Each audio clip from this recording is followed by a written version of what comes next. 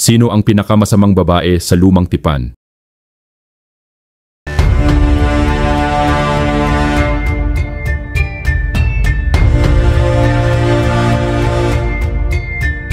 May isang pangalan na binanggit sa Biblia na nagpapakilabot hanggang ngayon. Sino siya? Ano ba ang itinatago ng kanyang kwento? Sa loob ng ilang minuto, bubuksan natin ang lihim ng isang reyna na nagdala ng kadiliman at pagdurusa sa Israel.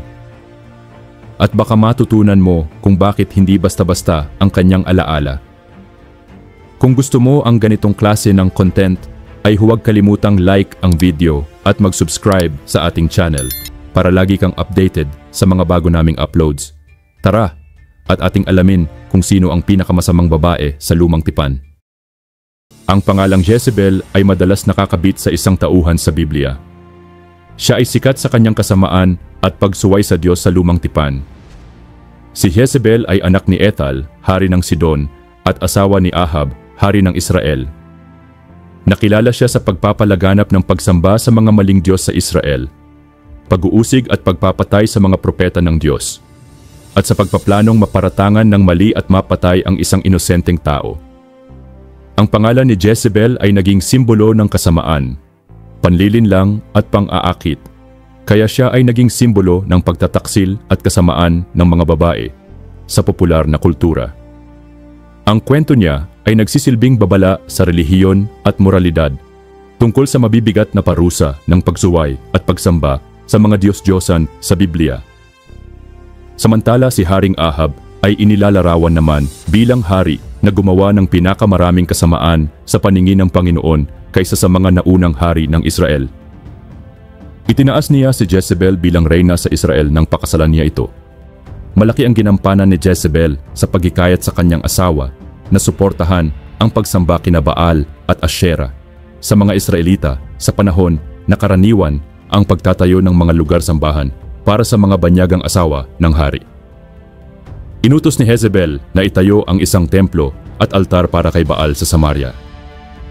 Dahil Phoenician si Jezebel, mas aktibo siya kaysa sa karaniwang gampanin ng mga babae sa pamumuno ng mga Hebreo. Dahil sa kanyang makapangyarihang ugali, mabilis niyang nakontrol ang asawa niya.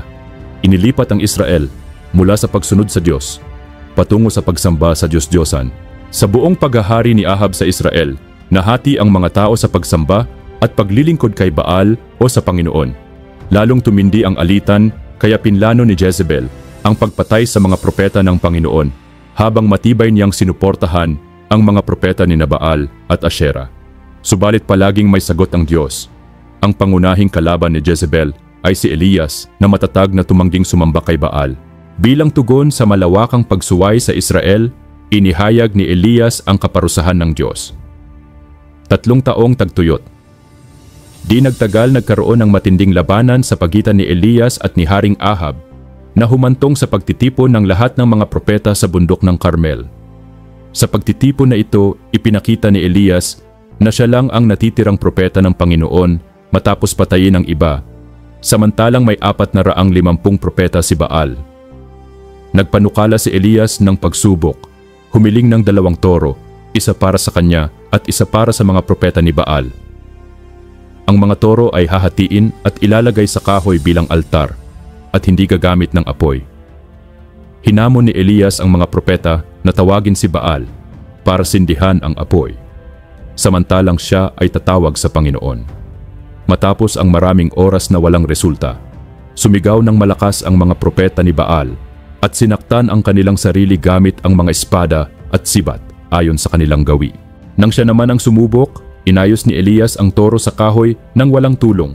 Naglagay ng 12 bato bilang simbolo ng mga tribo ng mga anak ni Jacob at naghukay ng hukay sa paligid ng altar.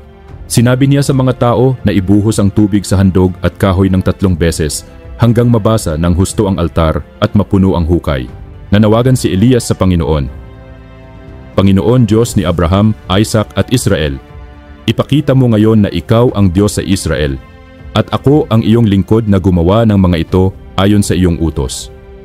Sagutin mo ako, Panginoon, para malaman ng mga tao na ikaw ang Diyos at binabalik mo ang puso nila sa iyo.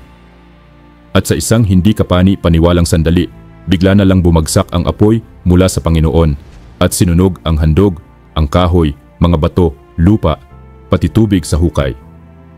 Nang makita ito ng mga tao, yumuko sila at nagsabi, "Siya ang Diyos, ang Panginoon ay Diyos." Pagkatapos ay ipinag-utos ni Elias na patayin ang lahat ng mga propeta ni Baal. Nang malaman ni Jezebel ang mga pangyayari, nagalit siya ng husto at nangako na papatayin niya si Elias. Dahil natakot si Elias sa galit ni Jezebel, tumakas siya sa disyerto at nagtago sa ilalim ng puno ng juniper. Samantala hindi pa dito natatapos ang kwento. Hindi sumuko si Jezebel sa kanyang kasamaan at ipinakita ito sa pamamagitan ng pagpapapatay kay Nabot. Sa mga hindi pamilyar, si Nabot ay isang matapat na tao at takot sa Diyos na nagmamay-ari ng isang ubasan malapit sa palasyo ni Haring Ahab. Nais ni Ahab na bilhin ang ubasan para gawing hardin ng mga halamang gamot o bayaran si Nabot para sa lupa. Ngunit mariing tumanggi si Nabot, sinabi niyang ipinagbabawal ng Diyos na ipagbili niya ang lupa ng kanyang mga ninuno. Dahil dito gumawa si Jezebel ng isang panlilinlang na plano para makuha ang ubasan. Gumamit siya ng pangalan at selyo ni Ahab sa mga peking sulat na nag-uutos ng isang pag-aayuno. Pinaratangan nila si Nabot ng pagsuway sa Diyos gamit ang maling testimonya ng dalawang masasamang tao. Ang utos ay upang batuhin si Nabot hanggang sa mamatay.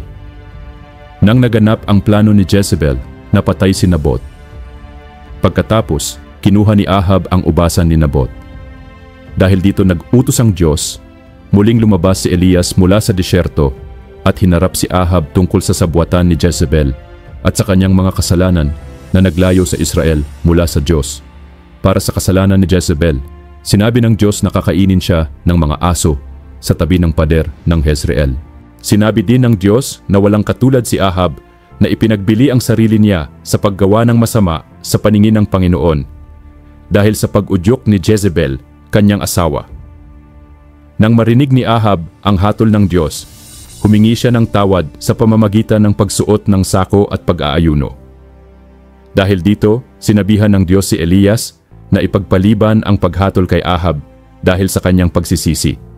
Ngunit ipapasa ito sa kanyang mga anak. Nabuhay si Ahab ng 3 taon pa at namatay sa laban sa pagitan ng Syria at Israel. Pinalitan siya ng kanyang anak na si Ahaziah na namatay din agad at sinundan ni Joram. Samantala para naman sa kamatayan ni Jezebel, inutusan ni Elias si Jehu, isang general ng hukbo ni Joram, napatayin ang lahat ng mga anak ni Ahab. Una niyang pinatay si Joram, pagkatapos ay pumunta siya sa Jezreel kung saan naroon si Reyna Jezebel, ang susunod na hadlang sa pag-upo ni Joram bilang hari. Nang marinig ni Jezebel ang balita, nag-ayos siya ng kanyang mukha at buhok at sumilip sa bintana. Hindi niya ginawa iyon para akitin si Jehu, kundi para ipakita ang kanyang pagiging reyna, ang kanyang pagmamalaki at kapangyarihan. Tumawag si Jehu sa bintana, "Sino ang nasa panig ko?" Sumagot ang 2 o 3 eunuch at iniutos ni Jehu na itapon si Jezebel sa baba. Kadalasang tumutulong sa mga reyna ang mga eunuch, pero madalas din silang pinagpapahirapan ni Jezebel, kaya hindi siya ginusto ng mga ito. Itinapon si Jezebel sa bintana at siya ay nabugbog ng mga kabayo at kinain ng mga aso, ayon sa hula ni Elias. Ang pagbagsak at pagkamatay ni Jezebel ay dahil sa kanyang sariling kayabangan, kasakiman, at paghahangad ng paghihiganti. Ginamit niya ang kanyang ganda at impluwensya para makuha ang kapangyarihan ni Ahab sa gobyerno at pinalaganap ang pagsamba kay Baal sa Israel. Ngunit ang kanyang pagmamataas at paghihiganti ang naging dahilan ng kanyang kapahamakan. Tunay na natupad ang hatol ng Diyos laban sa kanya at sa kanyang pamilya.